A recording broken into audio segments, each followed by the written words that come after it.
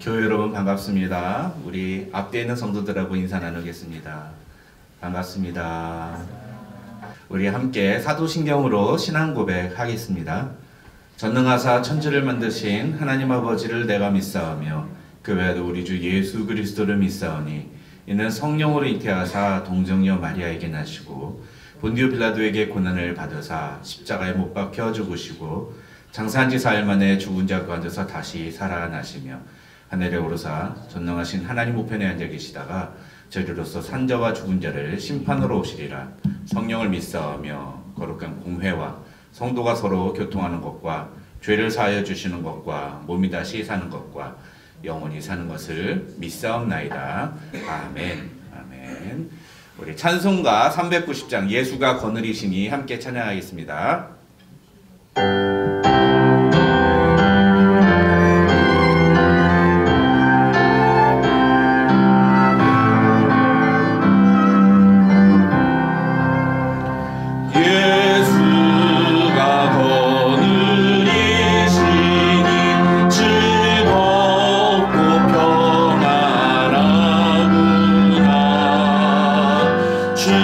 주야의 자복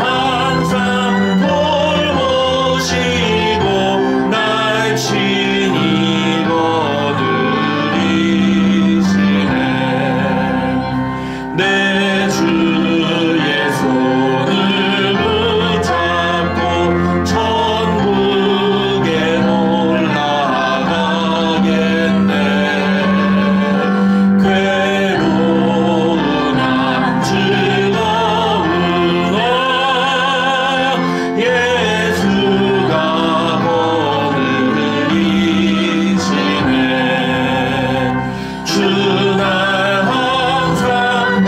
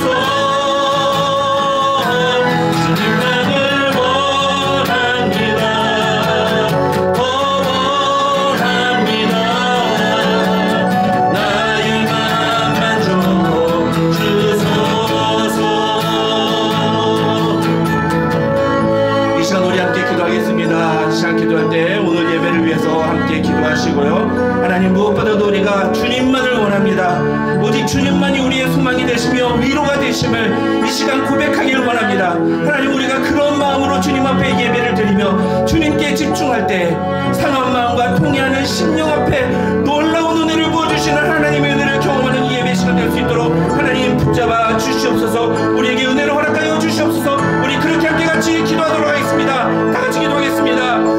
아버지 하나님, 감사합니다. 아버지 하나님, 오늘도 우리에게 귀한 시간 허락하여 주시고 하나님, 오늘도 우리의 삶 속에 하나님 놀라운 예배 자리 허락하여 주심을 참으로 감사합니다. 하나님, 오늘도 우리가 주님 앞에 나아사오니 하나님, 우리를 불쌍히 여겨주시고 우리를 긍휼히 여겨주시고 오늘도 상한 마음과 통하는 심령으로 주님 앞에 나와 사랑하는 성도들에게 합당한 은혜를 부어주시고 오직 주님만이 나의 소망이며 오직 주님만이 나의 위로가 되신다고 고백하는 하나님의 자녀들 앞에 하나님, 그 기도대로 그 소원대로 응답하시는 하나님의 은혜를 경험하는 이 예배 자리에 될 수 있도록 하나님 도와주시옵소서. 예배 수준을 주님께 의탁하오니 성령 하나님 붙잡아 주시어서 사탄 마귀 일절 틈타지 못하도록 도와주시고 오늘 선포되는 말씀에 우리의 마음을 열고 그 말씀을 들을 때 우리의 마음에 깨달아지는 역사가 일어나도록 하나님 도와주시옵소서.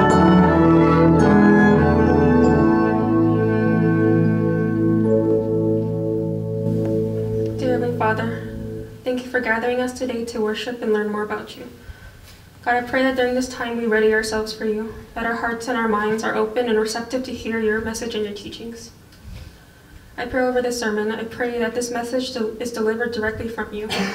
And whatever you want us to hear and learn during this time, I ask that you not only help us comprehend it, but guide us to apply your message into our lives. I pray over our members here today, Father. I thank you for gathering each and every one of us here. And I ask that you watch over us during this time, that our minds don't stray from you.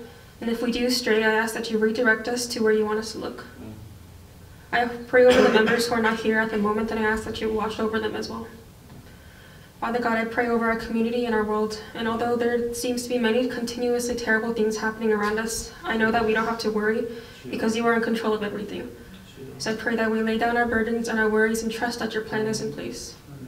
Father, I ask that, again, that you just watch over us for this upcoming week and guide us to always seek you and in your will. I want to thank you again in Jesus' name. 아멘.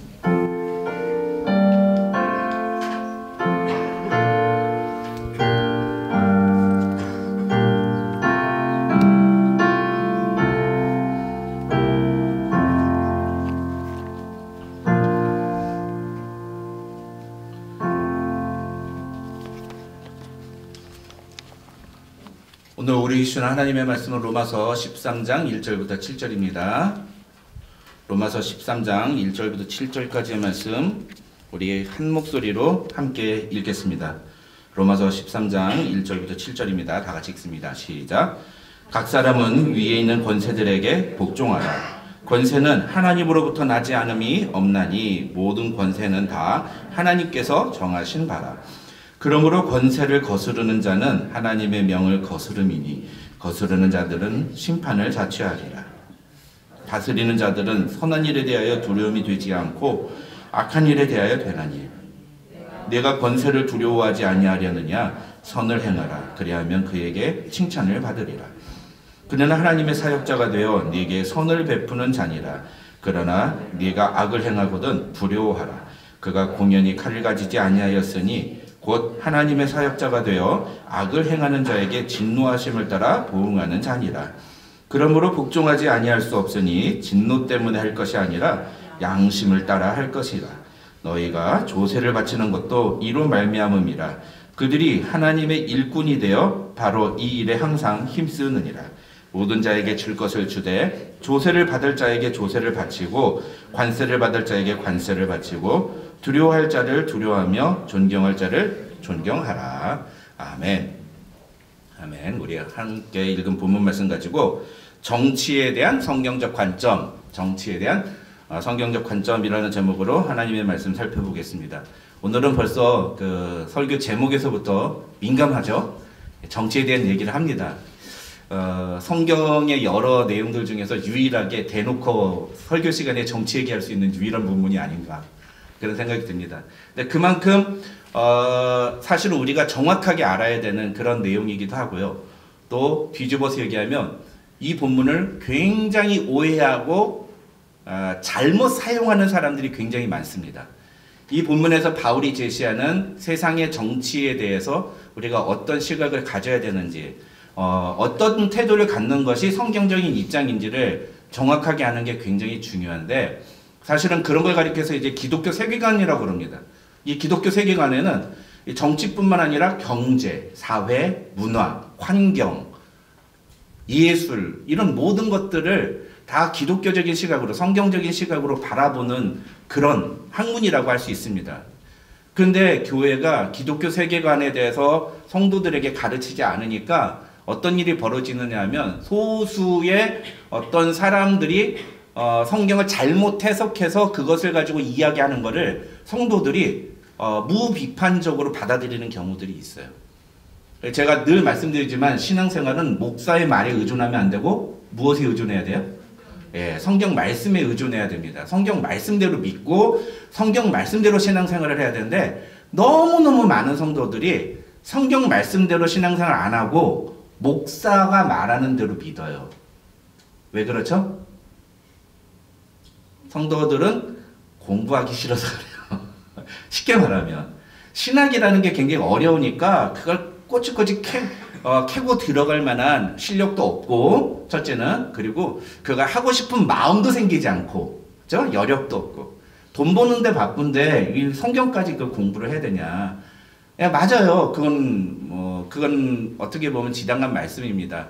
그래서 그 역할을 대신하는 사람이 목사들이죠. 근데 목사들이 성경을 제대로 연구하고 성경이 최소한 성경에서 말하는 대로만이라도 얘기를 해야 되는데, 그렇게 얘기하지 않고 자기가 갖고 있는 입장을 갖고 얘기하는 경우들이 많다는 거죠. 그래서 오늘 이런 본문들 같은 경우에는 우리가 사실 좀 굉장히 중요하게 다루면서, 이런 본문을 가지고 우리가 이 세상 정치에 대해서 어떤 시각을 가져야 되는가, 교회는 어떤 생각을 가져야 되는가. 요즘 흔히 그런 얘기 하지 않습니까? 교회는 정치 얘기하면 안 된다. 왜 그러죠? 분란이 일어나기 때문이다. 분쟁이 일어나기 때문이다. 그런 얘기를 하잖아요. 근데 여러분, 그러면 가정에서도 정치 얘기하면 안 되죠. 사람들하고 만나서 정치 얘기하면 안 되는 겁니다. 직장에 가서도 정치 얘기하면 안 되는 거예요. 그렇죠? 왜 직장에 나가서는 정치 얘기하고 교회에서는 안 된다 그러죠? 교회에서 정치 얘기를 하면 안 되면 교회에서 경제 얘기도 하면 안 돼요. 정치와 경제가 뭐가 다른 일입니까? 다 똑같은 일. 교회에서 스포츠 얘기하면 안 돼요. 우리 팀 LA 다저스를 좋아하는 사람이 있는가 하면 샌프란시스코 자이언트를 좋아하는 사람이 있어요. 이 둘 사이에 얼마나 극렬한 대립이 있는데요. 그렇죠? 그런 건 괜찮은 겁니까? 아니란 말이죠. 네. 그러니까 교회가 어떤 이런 대사회적인 이슈들에 대해서 침묵하고 그걸 아무런 말을 하지 않고 있는 게 건강한 것이 아니라, 그런 것들이 건강하게 토론이 되어지고 그 가운데서도 서로를 존중하고, 그러면서도 우리가 살고 있는 이 민주주의라는 사회가 갖고 있는 사회적인 질서들을 따라가면서 의견이 수렴이 되고 서로를 함께 공존하는 사회를 만들어가는 것.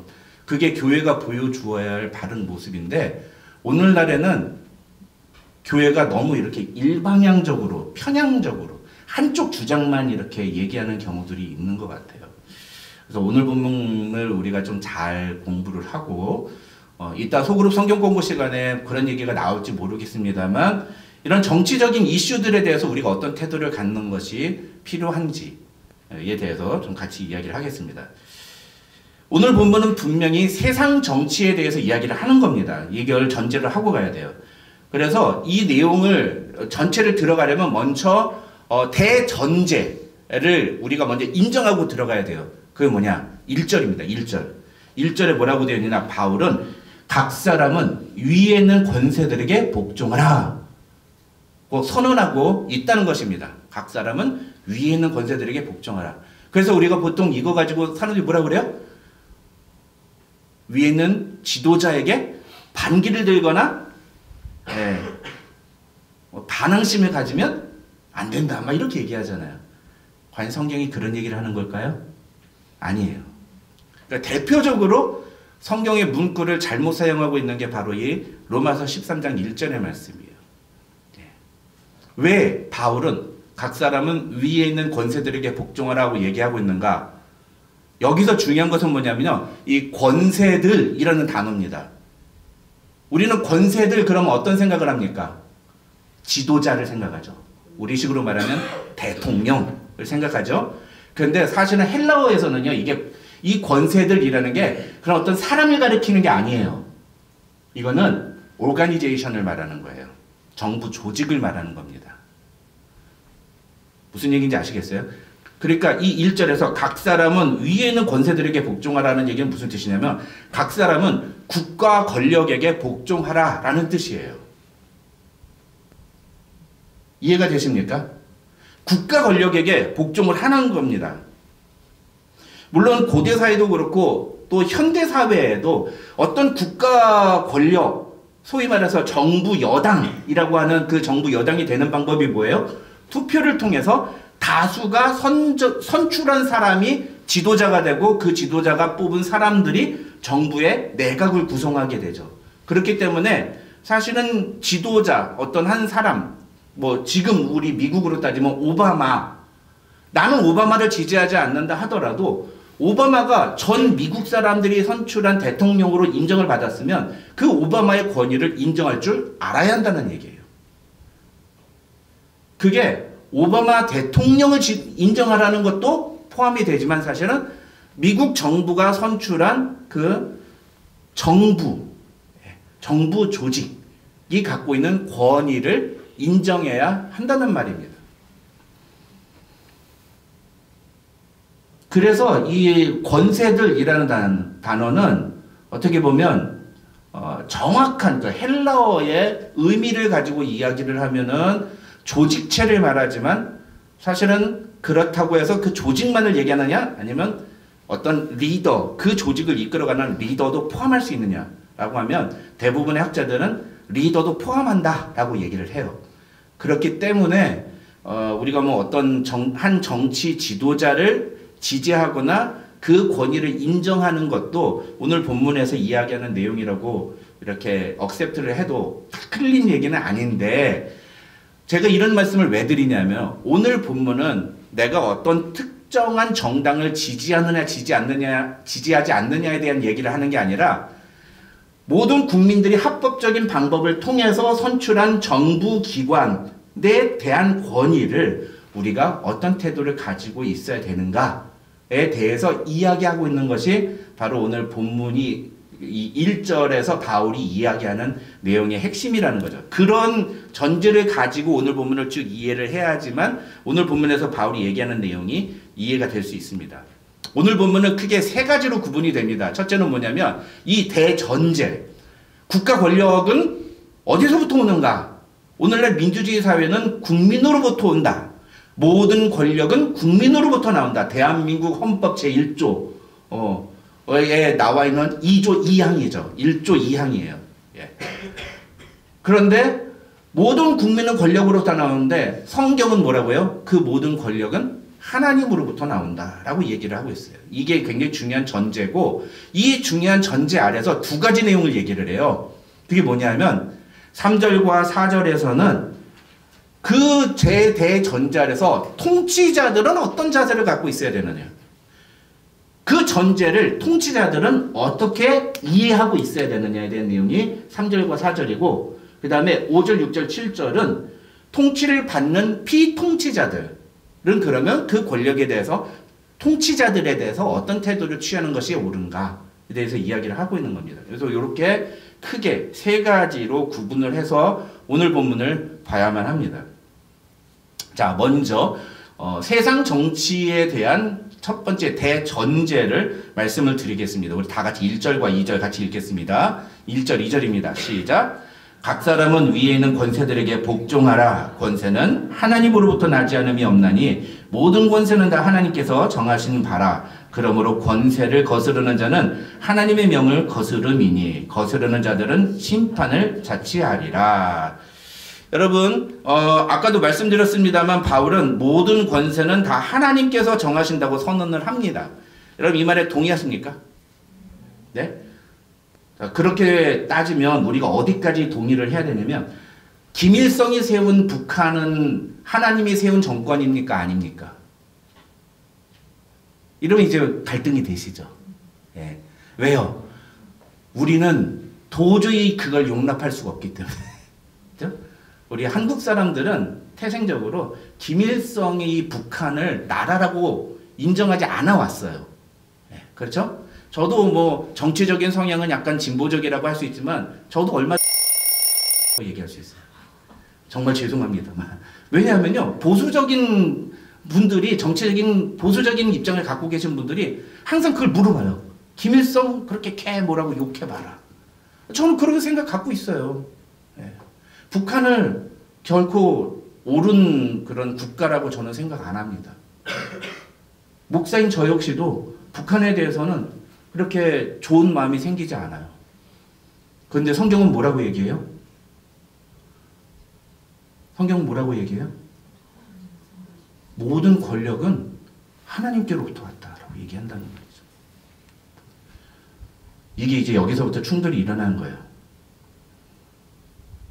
우리는 어떤 생각을 갖고 있냐면 내가 억셉트 할 수 있는, 내가 수용할 수 있는 사람들만 정부로 있는 그 권위를 인정해. 내가 인정하기 싫은 대상은 그 권위를 인정하지 않아요. 그렇죠? 이건 틀렸다는 거예요. 모든 권세는 하나님이 정하셨고 하나님이 허락하셨다. 그렇다면 김일성이 무력으로 세운 북한 정권도, 우리는 이제 북한 괴뢰 정권이라고 그러죠. 북한 괴뢰 정권도 사실은 하나님께서 정하셨다라고 인정을 해야 된다는 거예요. 그건 우리의 마음의 상태와 상관이 없는 문제예요. 그걸 인정할 수 있느냐의 문제예요. 오늘날 이 미국 정부, 미국 사회나 한국 사회나 근데 어떤 일이 벌어집니까? 내가 지지하는 정당이 세운, 내가 지지하는 정당에서 배출한 후보가 대통령이 되면 그걸 인정하는데 상대당의 후보가 대통령이 되면 그 대통령으로 인정 안 해버리는. 이건 굉장히 잘못된 태도라는 거죠. 뭐 진보와 보수를 막론하고 모든 권세는 하나님께서 정하신 바라. 우리가 이것을 인정할 수 있어야 되느냐는 거예요. 보수적인 성향을 가지신 분들은 진보적인 사람들이 대통령. 예전에 우리 저기 미국에서도 어떻습니까? 여기 우리 베이커스필드 공화당 지역인데 진보적인 대통령 바이든이 대통령 되니까 저게 대통령이냐고 하면서 막 저기 늙은이 뭐 노망난 늙은이 막 그러면서 비난했잖아요. 그리고 또 지금 저기 트럼프 또 다시 대통령 되니까 지금은 전국에서 막 뭐 데모 일어나고 탄핵한다면서 또 막 들고 일어나잖아요. 왜 그런 거예요? 왜 이런 일이 벌어지죠? 바로 이 1절에서 말하는 모든 권세는 하나님께서 정하신다는 성경의 대전제를 억셉트하지 않기 때문에 이 벌어지는 일이에요. 성경이 말하는 것이 아니라 내 기준, 내가 갖고 있는 정치적인 신념, 내가 갖고 있는 확고한 그 생각이 더 우선되기 때문인 거예요.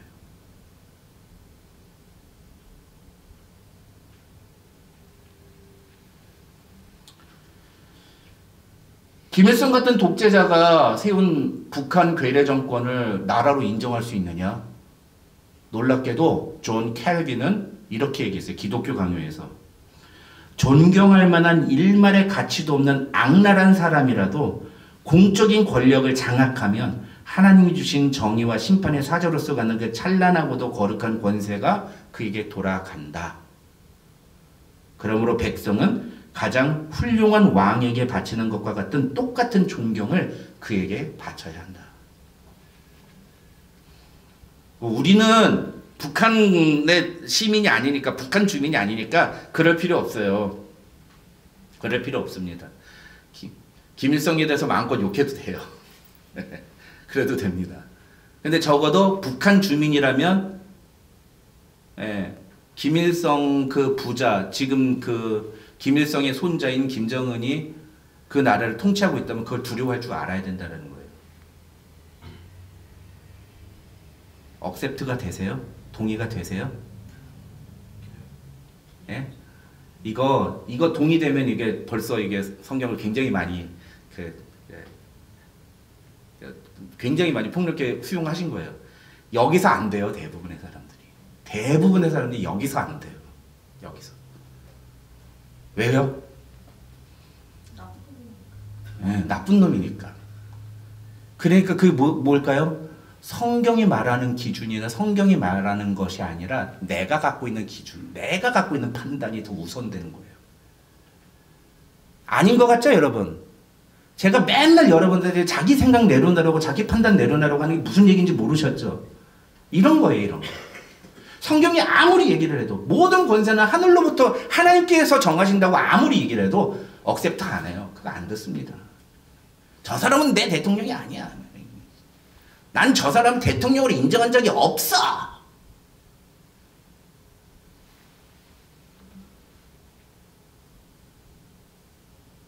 성경이 말하는 바를 인정하고 받아들이고 그 기준에 따라서 우리가 생각하기 시작하면 나와 다른 입장에 있는 사람도 얼마든지 대화가 가능합니다.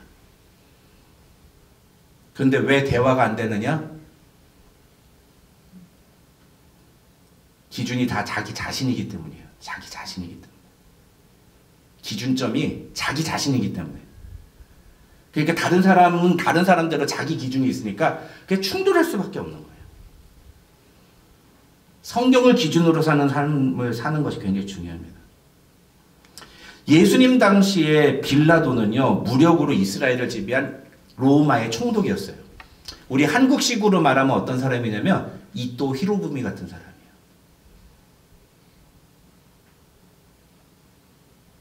인정할 수 있습니까? 없습니까?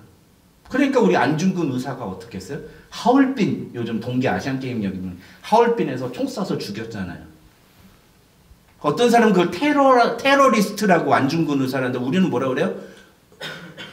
테러리스트라고 얘기해요? 아니죠. 우리의 시각에서는 그분이 의로운 의사예요, 의사. 안중근 의사. 그리고 안중근 의사가 스스로 뭐였어요? 나는 대한제국의 국군의 장교로서 적군의 수장을 쏜 것이다. 전쟁을 한 것이다 라고 얘기하잖아요. 관점이 서로 다른 거죠. 근데 그런 존재예요. 이 또 히로부미 같은 존재가 빌라도였던 거예요. 근데 그런 빌라도에 대해서 예수님은 어떤 태도를 취하셨죠? 예수님은 빌라도의 재판을 거부하지 않았어요. 그걸 무시하지 않으셨습니다. 다만 빌라도 앞에서 예수님이 뭐라고 하셨냐면은 위에서 하나님께서 너에게 그 권세를 주지 않으셨다면 너는 나를 해야 할 권한이 없었을 것이다.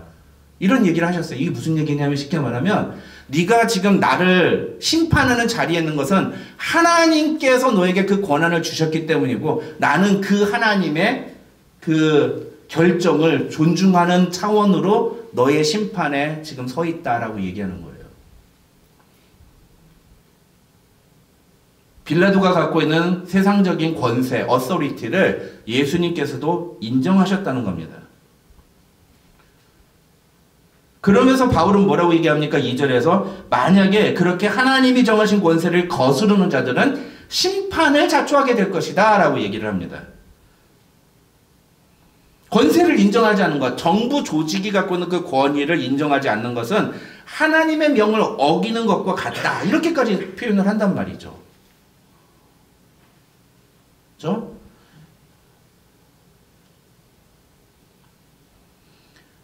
여기서 우리는 이 불법적으로 권력을 취득한 것에 대해서도 우리가 그 권위를 인정해야 되는가에 대해서 얘기를 해볼 필요가 있습니다. 고대 사회에서 한 나라를 지배하는 방법은요, 전쟁을 통해서였어요. 국가 대 국가의 전쟁은 그래서 슬프고 비극적인 사건이지만 합법적인 권력 투쟁의 방법이었습니다. 당시의 모든 사람들이 공유하고 있었던. 그래서 우리가 어떤 나라를 지배하려면 전쟁을 일으켜서 그 나라와 싸워서 이기면 되는 거예요. 그건 그 당시 시대가 갖고 있는 합법적인 제도였던 거예요.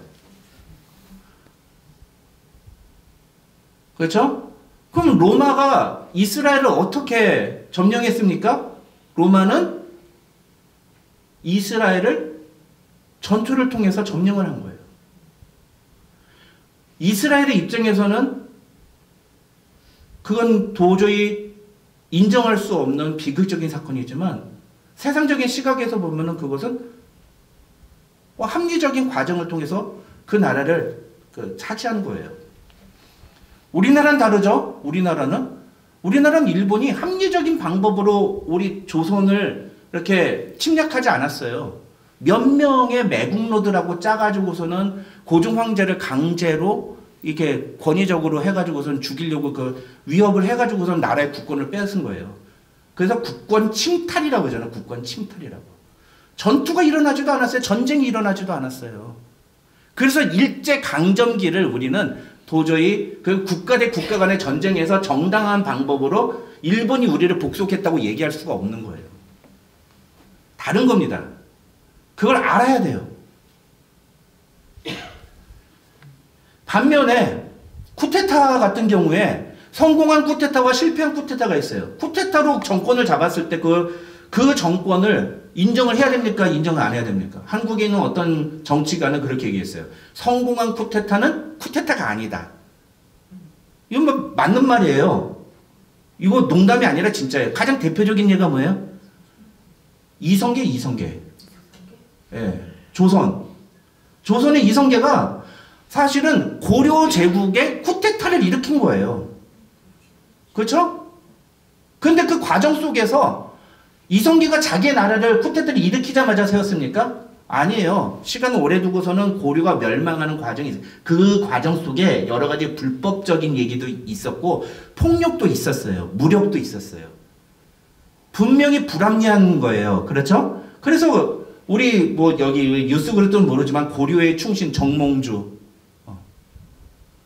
이 몸이 죽고 100번 고쳐주고 백골이 진토되어 넋이라도 있고 없고 임양한 일편단심이야 가실 줄이 있으래. 다 아시네. 근데 쓸모없다. 이방원이 뭐래요? 이런들 어쩌하리 저런들 어쩌하리 만수상 드렁치기 얽혀진들 어쩌하리. 그리고서는 이성계가 나라를 조선을 딱 세우고 난 다음에 어떻게 됐어요? 500년간 나라를 지금 500년간 그 이성계의 자손들이 왕이 올랐어요. 그게 불법적인 겁니까? 아니란 말이죠. 성공한 쿠데타예요. 그 성공한 쿠데타는 쿠데타라고 보지 않아요. 그게 세상 역사예요. 네. 쿠데타도 하려면 잘해야 돼요. 근데 쿠데타 했다가 실패하면 어떻게 됩니까? 네, 역적이 되는 거예요. 반역죄로 몰리는 거예요. 쿠데타를 했는데 실패를 하면 그때부터는 그냥 완전 망하는 거예요. 옛날 조선시대는요, 그 역적에 가담하거나 그 역적을 옹호하기만 해도 어떻게 했어요? 역적의 잔당이라고 해가지고 모두 다 잡아가지고 그 사람만 죽이는 게 아니라 사돈의 팔촌까지 죽였어요. 왜? 왜 그랬을까요? 왜요? 정부 권력에 대항했으니까. 오늘 본문에 말하는 게 그 2절이 그거예요. 정부 권력에 대항한 자는 역대 동서고금을 막론하고 전 세계적으로 정부 조직의 권위에 도전한 자는 죽음으로 다스렸어요. 그게 현대사회까지도 그렇게 일어난 일입니다. 그러니까 정부 조직에 반기를 들려면 목숨 내놓고 걸어야 돼. 목숨 내놓고. 그게 아니면 정부 조직, 하나님께서 세우신 그 권위를 인정하고 권위에 복종하는 자세를 갖는 것들이 필요하다. 그러니까 이 1절과 2절에서 핵심적인 내용은 뭐예요? 여러분? 뭐가 중요해요? 모든 권위는 하나님이 세우신다는 거예요. 이걸 인정하는 게 필요하다는 거죠. 그러면 내가 인정하지 않는, 내가 좋아하지 않는 정치인이라 하더라도 그가 권력을 잡고 그가 정부를 세우게 되면 그 정부를 인정해야 돼요? 인정하지 말아야 돼요? 인정해야 돼요. 그게 성경적인 자세라는 겁니다. 그 다음 두 번째 3절과 4절 우리 한번 같이 읽겠습니다. 3절 4절입니다. 시작. 다스리는 자들은 선한 일에 대하여 두려움이 되지 않고 악한 일에 대하여 되나니 내가 권세를 두려워하지 아니하려느냐. 선을 행하라. 그리하면 그에게 칭찬을 받으리라. 그는 하나님의 사역자가 되어 네게 선을 베푸는 자니라. 그러나 내가 악을 행하거든 두려워하라. 그가 공연히 칼을 가지지 아니하였으니 곧 하나님의 사역자가 되어 악을 행하는 자에게 진노하심을 따라 보응하는 자니라. 자, 여기서는 이 내용은 권세자들, 그러면 이제 그 소위 어서리티를 가진 사람들은 그 어서리티를 어떻게 사용해야 되느냐라는 거예요. 정답은 뭘까요? 네, 선하게, 올바르게 사용해야 된다는 거예요. 올바르게. 네, 올바르게 사용해야 된다는 거예요. 하나님이 그 사람에게 어서리티를 주신 그 목적대로 어서리티를 사용해야 한다라는 겁니다. 여기서 바울은 국가의 통치자와 공직자들을 가리켜서 하나님의 사역자들이라고 표현하고 있습니다. 이거에 우리 주목해야 돼요. 이거는 그 사람들이 무슨 목사다 이런 뜻이 아니에요. 그 사람들이 하는 모든 행동들, 공무원들이 쉽게 말하면 하나님이 세운 직분자들인 것처럼 생각하고 일을 해야 된다는 거예요. 이것은 다시 말하면 통치자들은 국민의 안녕과 평화를 지키고 공평과 정의를 바로 시행하기 위해서 세움을 받은 사람들이라는 뜻입니다. 하나님이 국가라는 제도를 세우신 것은 그 나라 안에서 백성들이 행복한 삶을 살도록 하기 위해서지 어떤 특정한 사람만 대접을 받고 나머지 모든 백성들은 그 특정한 사람을 위해서 일을 해야 되는 구조, 이건 하나님이 세우신 국가 구조는 아니라는 거예요. 근데 오랫동안 인류 사회는 이런 제도를 취해왔어요. 그게 뭐죠? 왕정사회, 왕정사회. 근데 현대사회에 들어섰는데도 불구하고 현대인들의 몸 안에 이 왕정제도에 대한 습관들이 고스란히 배어있는 걸 볼 수 있습니다.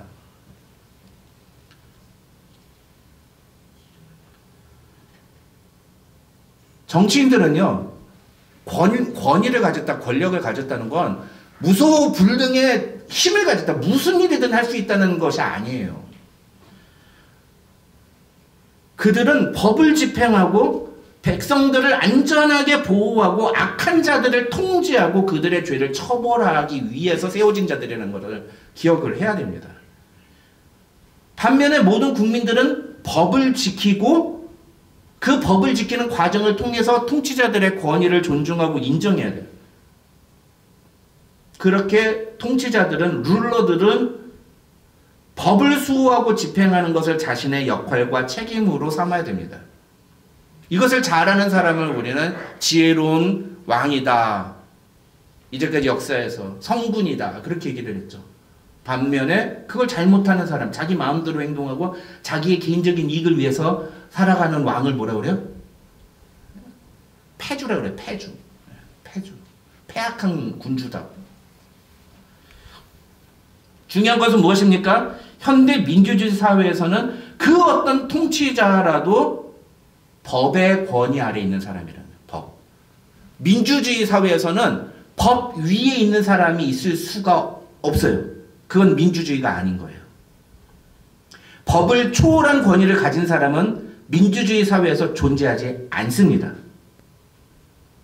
모든 사람들이 법을 지켜야 할 의무를 갖고 있는 거예요. 쉽게 설명드릴게요. 대통령도 헌법을 지켜야 할 의무가 있는 거예요. 대통령이 됐다고 해서 자기 마음대로 하면 안 되는 거예요. 대통령은 왕이 아니에요. 그런데 한국 사람들 중에 대통령을 왕으로 생각하는 사람들이 많아요. 이게 문제인 거예요, 이게. 대통령은 왕이 아니에요. 대통령, 쉽게 설명드릴까요? 만약에 대통령이, 이따가 제가 설명드릴게요. 이따가 설명드릴게요. 영어를 다 자막을 써놨기 때문에. 대통령은요, 왕처럼 자기가 무엇이든지 할 수 있다, 그런 권리와 권능을 얘기하기보다는 대통령에게 요구되는 책임과 의무를 더 강조해야 돼요. 그걸 먼저 생각해야 됩니다. 무거운, 그 자리가 주는 무거운 책임감을 알아야 됩니다. 대통령뿐만 아니라 현대 민주주의 사회에서의 모든 리더들은 군림하는 자가 아니라 법으로서 백성들을 통치하는 자들이에요. 그것을 위해서 하나님이 세우신 사람들이라는 것을 볼 수 있습니다. 그래서 이 사진이 중요한 거예요. 과거 왕정시대의 왕들은 보스였어요. 보스는 위에서 군림하는 사람이에요. 자기의 목적을 이루기 위해서 사람들을 지시하고 명령합니다. 그런데 현대 민주주의 사회에서는 통치자를 보스로 보지 않아요. 리더라고 생각합니다. 리더는 함께하는 사람이에요. Alongside others, work alongside others. 다른 사람들과 함께 움직이는 사람이에요. 그게 현대 민주주의 사회에서 사람들이 갖고 있는 리더에 대한 마음인 거죠. 오늘날 현대사회에서는 대부분의 사람들이 권위 있는 사람, 통치자를 이 리더가 되어야 된다고 생각하지 보스가 되어야 된다고 생각하지 않습니다.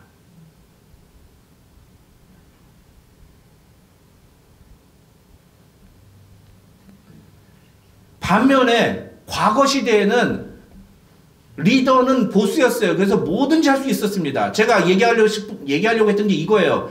옛날에 왕은 뭐까지 할 수 있었어요? 사람까지 죽일 수 있었어요. 자기 칼 가지고. 우리 잘 아는 조선의 패악한 군주 중에 한 명 누구예요? 연산군. 아세요? 네. 지 마음에 뒤틀리면 옆에 있는 부하들 다 죽였어요. 연산군. 그 죽였다고 그것 때문에 왕이 처벌받습니까? 안 받아요. 근데 지금 대통령이 그렇게 하면 어떻게 될까요? 상상이나 가세요? 대통령도 할 수 있는 권한이 있고 하면 안 되는 일이 있습니다. 그게 헌법에 기록이 돼 있어요. 그래서 우리는 그 헌법에 따라서 대통령의 권한에 대해서 인정하고 존중해 줘야 되는 거예요. 이해가 되십니까? 근데 오늘날 너무나 많은 사람들이 대통령을 왕으로 생각해요.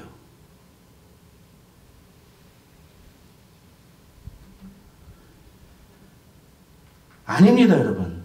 왕정시대에는, 왕이 다스리는 시대에는 왕의 능력과 왕의 권위와 왕의 그 권한에 대해서 더 많이 집중했다면, 현대 민주주의 사회에서는 통치자의 권한보다는 책임과 의무를 강조하는 그런 시대라고 볼 수 있습니다.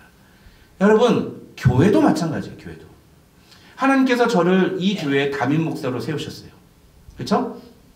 여러분, 그럼 제가 담임 목사, 교회 리더가 됐으니까 제가 제 마음대로 하면 됩니까? 안 됩니까? 교회 재정 제가 제 마음대로 다 쓰면 됩니까? 안 됩니까? 당장에 그럼 무슨 일이 일어날까요? 여러분, 그거 허용하시겠어요?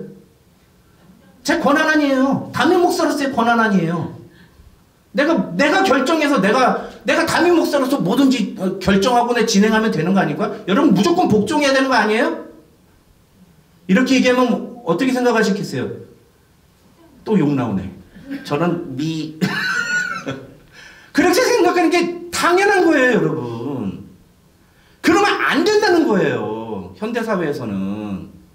목사도 마찬가지라는 거예요. 목사도 할 수 있는 일과 하면 안 되는 일이 있는 거예요. 교회 일을 결정할 때도 대부분의 일의 결정이 목사가 결정하는 경우들이 많지만, 그러나 목사 혼자서 결정하면 안 되고 교인들과 함께 결정하고 때로는 전교인이 함께 모여서 결정을 해야 될 때도 있는 거예요. 교회가 만약에 이전 담임 목사가 어디 다른 데로 가게 돼가지고 사역지로 옮길 때, 내가 이제 가니까 내 후임은 아무개 씨로 정하고 내가 가겠습니다. 그 사람이 후임입니다. 이렇게 정할 수 있습니까? 없습니까? 없어요. 교회 담임 목사는 누가 뽑아요? 예, 성도들이 뽑아요, 성도들이. 이전 담임 목사가 나가면 목사님이 우리 교회 후임하세요? 아무리 얘기해봤자 그거 소용없는 얘기예요. 그거 가짜 그거는 그건 잘못된 약속이에요. 성도들이 억셉트 안 하면 그 사람 후임이 될 수가 없어요. 이게 다 정치예요. 제가 신대원 3학년 때 목회 정치를 배웠습니다. 제가 그때만 해도 막 순수하고 세상에 때묻지 않은 아주 그냥 열정적인 그런 신학생이었어요. 그래서 어떻게 했냐면은 아니 어떻게 목회 정치를 배워? 어떻게 목회가 정치야? 하나님의 뜻으로 하나님의 말씀대로 교회가 운영이 되어야지. 이렇게 생각했어요. 근데 아니더라고요. 목회도 정치예요. 이게 정치라는 게 부정적인 얘기가 아니에요. 사람과 사람이 서로 의사소통을 하고 의견을 나누고 함께 토론하며 함께 의견을 수렴해가는 과정, 그리고 그것들을 합리적인 방법에 의해서 결정하는 과정, 그 모든 것들이 정치인 거예요. 그래서 목회도 정치가 필요하다라는 걸 제가 나이 먹고 나서야 배우게 됐어요. 교회도 그렇고 세상도 그렇고 다 똑같습니다. 여러분, 당장에 지금 우리 오바마 대통령께서 죄송합니다. 트럼프 대통령께서 내 입에 익숙하지가 않네. 트럼프 대통령께서 불법 체류자들을 뭐 한다 뭐 이렇게 하니까 어떤 일이 벌어집니까? 중남미하고 관세 전쟁 붙었잖아요. 중남미 관세 전쟁 붙으니까 당장에 우리 집사람 하는 얘기가 여보 아보카도 값이 뛴대.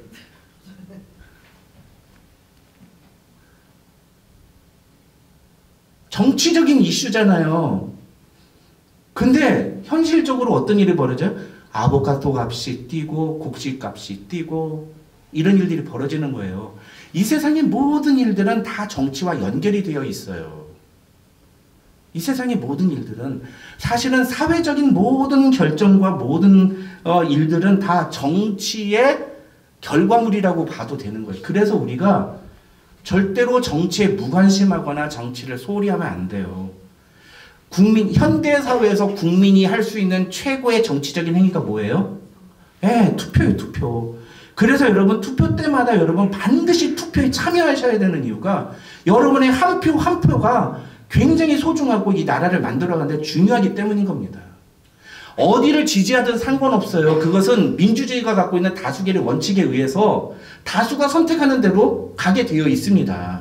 그렇지만 여러분이 그 표를 행사하느냐 행사하지 않느냐는 매우 중요한 일이에요. 현대사회의 시민들은 정치에 적극적으로 참여해야 됩니다. 왜냐하면 자기의 생계, 자기의 생활과 밀접하게 연관이 되어 있기 때문이에요. 그걸 정치인들의 몫으로만 던져놓고 맨날 정치인들 비난만 한다? 그 책임이 없는 태도입니다. 그래서 정치인들이 하는 얘기가 뭐예요? 국민들은 개, 돼지나 같은 존재들이야. 얼마나 웃깁니까? 국민이 뽑아줬는데 안 그래요? 국민을 무서워할 줄 알고 국민을 존중하고 국민을 위해서 일을 해야 되는데 그 자리에 올라가기만 하면 그 다음부터는 지 배 챙기는 그런 일에 혈안이 되면서 국민을 우습게 한다. 그러면 그 다음에는 투표를 통해서 그 사람을 끄집어 내려야 되는 거예요. 미국이 민주주의가 발달된 이유가 뭐예요? 어느 시점이 되면 정권 교체가 자연스럽게 이루어지는 거예요. 어느 시점이 되면 어떤 사람에게 네 마음대로 한번 해봐 라고 하다가 그 사람이 이상한 짓을 한다 그러면 그 다음에는 반드시 정권이 교체가 돼요. 그러면 저쪽 사람들은 잘합니까? 저쪽 사람들은 실패하고 잘 못하죠. 그러면 또 바꾸는 거예요. 누가 사람이 선한 사람이 있습니까? 누가 사람 중에 정치인 중에 누가 그 최고의 항상 모든 것이 다 옳은 정치인이 있습니까? 그런데 그렇게 투표를 통해서 그렇게 바꾸는 과정들이 인류 사회를 발전시키고 좀 더 견고하게 만드는 하나의 원동력이 되는 겁니다. 우리 그리스도인들은 이러한 정치에 대한 분명한 인식을 갖고 있어야 됩니다. 마지막 세 번째 5절로 7절입니다. 5절로 7절 다 같이 읽겠습니다. 시작. 그러므로 복종하지 아니할 수 없으니 진노 때문에 할 것이 아니라 양심을 따라 할 것이라. 너희가 조세를 바치는 것도 이로 말미암음이라. 그들이 하나님의 일꾼이 되어 바로 이 일에 항상 힘쓰느니라. 모든 자에게 줄 것을 주되 조세를 받을 자에게 조세를 바치고 관세를 받을 자에게 관세를 바치고 두려워할 자를 두려워하며 존경할 자를 존경하라. 무슨 얘기인지 좀 헷갈리시죠? 잘 이해가 안 오죠? 그러니까 쉽게 설명을 드릴게요. 여기서 중요한 건 뭐냐면요. 여기 중요한 건 5절이에요. 5절. 5절만 딱 이해하면 됩니다. 복종해야 된다는 거예요. 근데 뭐에 따라 복종하라? 양심에 따라. 양심을 따라 복종하라는 거예요. 진노 때문에 복종하는 게 아니에요. 두려움 때문에 복종하는 게 아니고 각자 자신의 양심을 따라서 복종을 해야 된다는 겁니다. 이 얘기는 우리가 권력을 가진 사람이라고 할지라도 그 사람에게 무조건적으로 복종하면 안 된다는 거예요. 내 양심을 놓고 봤을 때 저 사람이 저 지도자가 하는 행동이 옳지 않다 그러면 그것에 거부할 수 있어야 한다는 거예요. 그러니까 이 로마서 13장 가지고 권위는 하나님이 주신 것이니 무조건 복종을 해야 된다 이렇게 얘기하면 맞아요, 틀려요? 틀린 거예요. 50%는 맞고 50%는 틀린 거예요. 그건 성경을 반만 읽고 내 나머지는 아닌 건 증거인 거예요. 성경은 분명히 뭐라고 얘기해? 양심에 따라 복종하라. 성경에는요, 놀랍게도 잘못된 통치자의 명령에 불복종한 케이스가 무지하게 많습니다. 무지하게 많아요. 여러분, 대표적인 예를 볼까요? 출애굽기 1장 2절. 출애굽기 1장 21절 보면 무슨 얘기 나옵니까? 히브리 산파들의 얘기 나오죠. 무슨 얘기예요? 히브리인들은 애굽에 400년간 노예 생활을 했어요. 그래, 노예예요, 노예. 노예는 무조건 복종해야 되는 존재들이에요, 노예들은. 그런데도 애굽의 왕 바로가 지시한 명령을 히브리 산파들이 어떻게 했어요? 복종하지 않았어요. 왜? 그들은 하나님을 경외하였으므로 애굽 왕의 결정대로 할 수가 없었던 거예요. 그게 양심이에요. 신앙 양심상 할 수 없었다는 겁니다. 또 바벨론 제국의 포로로 끌려갔던 다니엘의 세 친구들은요, 왕이 주는 음식도 먹지 않고 왕이 나팔을 불면 왕이 세우는 신상에 절하라고 했는데 절 안 했어요. 그러다 어떻게 됐습니까?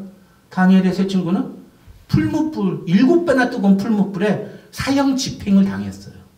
감사한 건 하나님이 놀라운 기적을 통해서 그 사람들의 목숨을 건져주셨으니까 다행이지.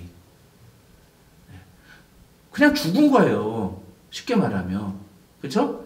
그런데 그 죽으면서도, 그래서 뭐라 그래요? 다니엘 세 친구가? 그리 아니하실지라도 나는 하나님을 배신하지 않겠다. 신앙 양심으로 한 거예요. 또 우리가 지난주에 새벽에 만날 시간에 마태복음 2장 살펴봤습니다만, 유대 지역을 다스리던 왕이었던 헤롯이 동방에서 온 박사들한테 뭐라고 했어요? 너희가 유대인의 왕으로 태어나신 왕이 어딘지 발견하고 나면 반드시 우리한테 와서 나한테 알려줘라. 나도 가서 경배를 하게. 근데 속은 어땠어요? 헤롯은 그 아이를, 아기 예수를 죽이려고 하는 그게 있단 말이에요. 그러니까 천사가 나타나셔가지고 너 헤롯한테 가지 말고 그냥 집으로 가라. 왕명을 어긴 거예요. 왕명을. 성경에는 이런 내용들이 부지기수로 나와요. 부지기수로. 그럼 우리가 언제 그렇게 할 수 있느냐?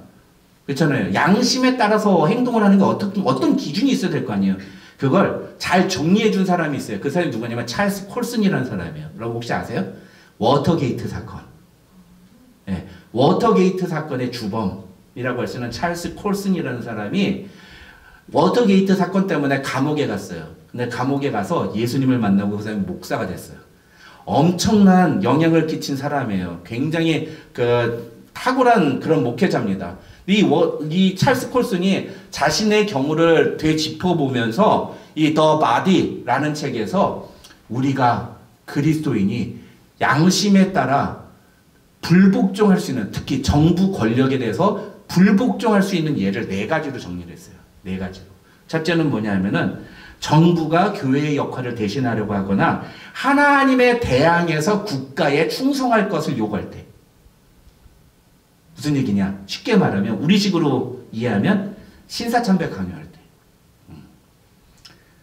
그때 어떻게 된다? 저항해야 된다는 거예요. 저항해야 된다. 그게 옳은 거다. 그게 양심을 따라 행동하는 거다. 두 번째는 국가가 인간의 양심의 자유를 제한할 때,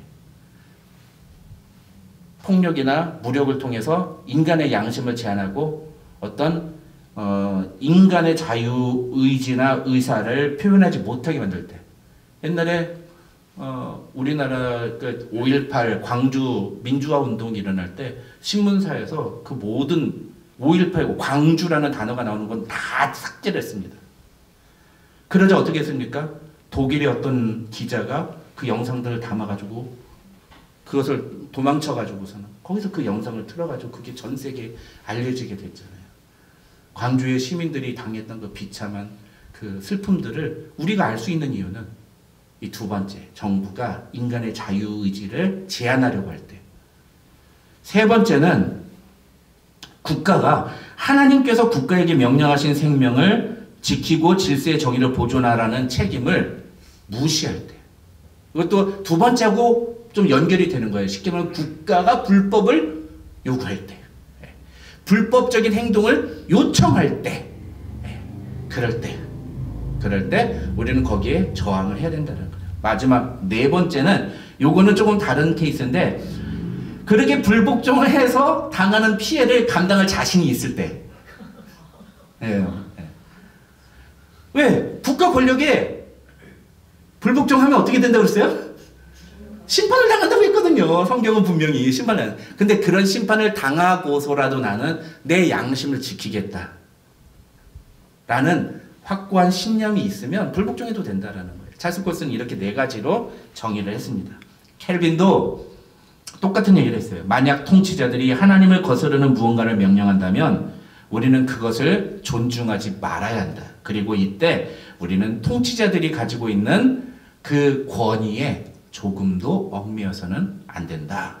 라고 얘기를 했습니다. 이 내용은 찰스 콜슨의 말이나 켈빈의 말은 성경은 아니에요. 근데 이 로마서 13장에서 5절에서 바울이 말하는 이 양심을 따라서 복종하라는 것이 무슨 의미인지를 설명을 해놓은 거예요. 해석을 해놓은 거죠. 뭐 이렇게 얘기를 해도 제 설교에 동의 안 하고 나는 21세기에도 대통령은 왕이다라고 생각하는 분이 있을 수 있어요. 그건 뭐 그 개인의 자유의지니까 그건 뭐 제가 뭐라고 할 수 없습니다. 근데 성경은 그렇게 얘기하지 않거든요. 그렇죠? 그리고 중요한 것은 그분은 성경이 말하는 대로 사는 분이 아니란 거예요. 자기의 신념과 자기의 확신을 가지고 사는 분이지. 그건 내가 정확하게 말할 수 있어요. 우리는 성경이 기준이 되어야 됩니다. 성경이. 물론 성경에 모든 걸 다 얘기하지 않아요. 그래서 어떤 경우에는 민주당이 잘하기도 하고 어떤 경우에는 공화당이 잘하기도 하고 어떤 사람은 민주당을 지지하기도 하고 어떤 사람은 공화당을 지지하기도 해요. 그리고 서로 의견이 다르기 때문에 충돌할 수 있습니다.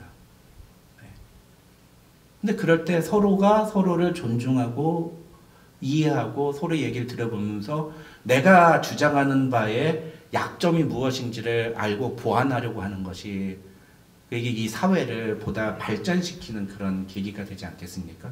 이게 올바른 정치가 아니겠어요? 근데 요즘은 그렇게 정치를 안 한다는 얘기. 서로를 적대시하고 적으로 생각하고 죽이려고 그러는 거예요. 이게 그 사실은요 인간 그 상담 심리학에서도 나오는데 어떤 사람이 있냐면 사람들이요 어떤 그 사람에 대한 평가를 인격적인 평가로 동일시하는 사람들이 있어요. 그 사람이 잘못된 것을 그걸 잘못됐다고 얘기하는 것을 그 사람의 인격을 무시하는 것처럼 받아들이시는 분들이 있습니다. 이런 사람하고는 얘기가 안 돼요. 이런 사람은 그 다음부터는 싸우기만 해요. 네. 예를 들어서 제가 아내한테 아내가 저한테 여보 당신 왜 설교 시간에 자꾸 그렇게 얘기해? 그렇게 얘기하면 안 돼 라고 얘기했는데 제가 그걸 듣고서는 설교 시간에 제가 뭘 잘못했는지를 듣고 그걸 반성하거나 혹은 내가 그때는 이렇게 해서 했어 라고 설명을 하면 되잖아요. 그게 아니라 아내한테 제가 너 지금 남편을 무시하는 거야? 당신 지금 남편을 우습게 알고 그렇게 하는 거야? 이렇게 태도를 취한 사람이 있단 말이죠. 이러면 대화가 안 돼요. 예. 정치적인 논쟁도 마찬가지라는 거죠. 우리가 서로 대화를 해야 되는데 대화가 안 되는 이유는 그걸 인격으로 받아들이기 때문인 거예요. 인격적인 공격으로. 그렇게 하면 안 된다는 겁니다. 7절에서 바울은 모든 자에게 줄 것을 주되 조세를 받을 자에게 조세를 바치고 관세를 받을 자에게 관세를 바치고 두려워할 자를 두려워하며 존경할 자를 존경하라고 얘기합니다. 이 말은 통치자가 올바른 자세로 나라를 이끌어가고 있다면 법의 테두리 안에서 위법한 행위를 하지 않고 하고 있다면 내가 그 사람을 선호하느냐 선호하지 않느냐는 그건 다른 문제예요. 내가 그 사람에 대해서 지지를 하지 않아도 돼요. 그러나 적어도 그 사람이 갖고 있는 정치적인 권위, authority에 대해서는 언어하고 리스펙트 해줘야 된다는 것이 성경이 우리에게 얘기하고 있는 얘기란 겁니다. 말씀을 맺겠습니다. 오늘 본문에서 바울은 세상 정치에 대해서 우리가 어떤 태도를 취해야 되는지 세 가지로 얘기합니다. 첫째 뭐예요? 대전제. 모든 권세는 하나님이 정하신 것이다. 그렇기 때문에 이 전제 아래서 누구보다도 먼저 이 전제를 인정해야 되는 건 누구예요? 통치자 자신이에요.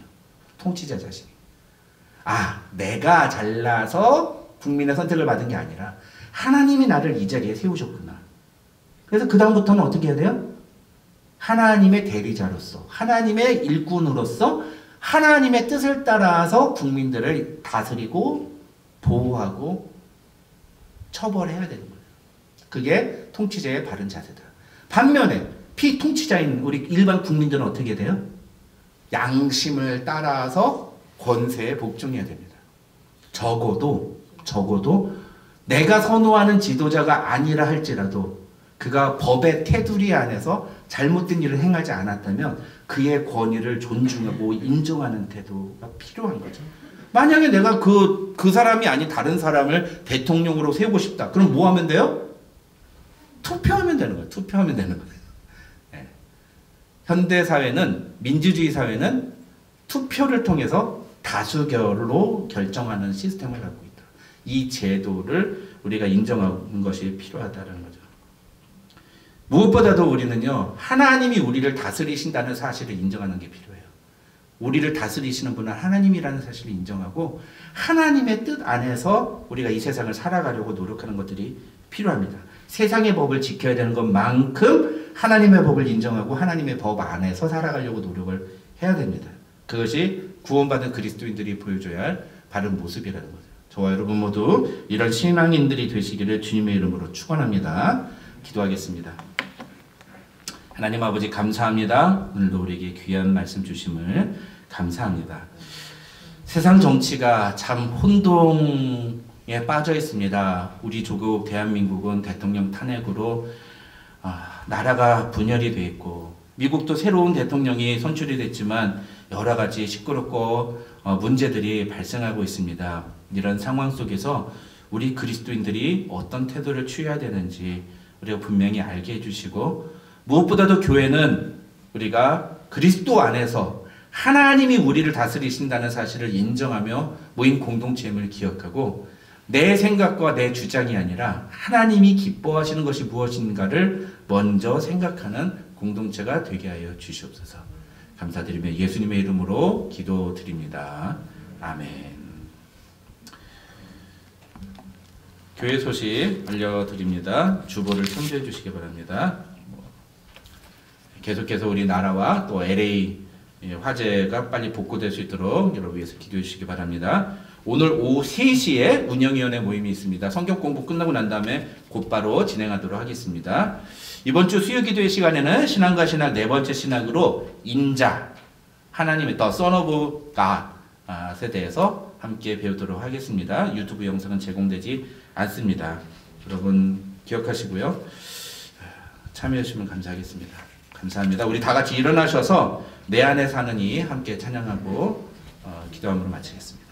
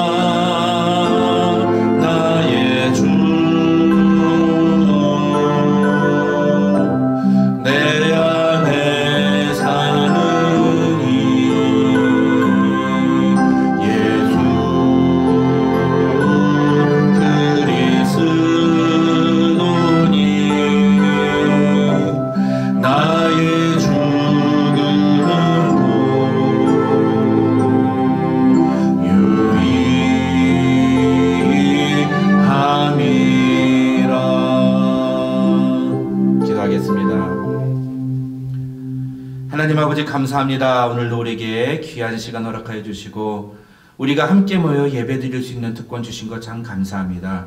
하나님 오늘 주신 말씀을 따라서 우리가 하나님의 말씀이 기준이 되어서 이 세상을 살아가는 그리스도인들을 되게 하여 주시옵소서. 세상이 아무리 혼란하고 혼동스럽다 할지라도 우리가 하나님의 말씀이라는 기준을 가지고 있으면 결코 흔들리지 않을 줄 믿습니다. 또 교회는 서로를 이해하고 용납하며 함께 하나 되는 모습을 지켜낼 수 있음을 믿습니다. 하나님, 이 세대 속에서 우리 교회가 참다운 그리스도의 몸된 교회를 됨을 보여줄 수 있도록 하나님 허락하여 주시고 그것을 위해 우리 모두가 하나님의 말씀을 따라 살기로 결단하는 성도들 되게 하여 주시옵소서. 오늘도 그런 결단을 주님 앞에 올려드리며 예물을 주님께 올립니다. 하나님 이 예물 받아주시고 이 예물이 내가 하나님께 헌금을 하는 것이 아니라 하나님이 나에게 주신 재물 중에 일부를 하나님께 돌려드린다는 그런 믿음의 고백이 되게 하여 주시옵소서. 내 삶의 모든 것이 하나님께로부터 오는 것임을 기억하며 살아가는 성도들 될 수 있도록, 그래서 하나님 우리의 삶의 모든 순간마다 하나님을 의지하고 하나님의 뜻대로 살기로 결단하는 우리들 될 수 있도록 하나님 붙잡아 주시옵소서. 지금은 우리 구주 예수 그리스도의 한이 없으신 은혜와 우리 아버지 하나님의 만극하신 사랑과 성령님의 감동, 감화, 교통 충만하신 은혜가 너희 무리 가운데 함께 있을지어다. 아멘.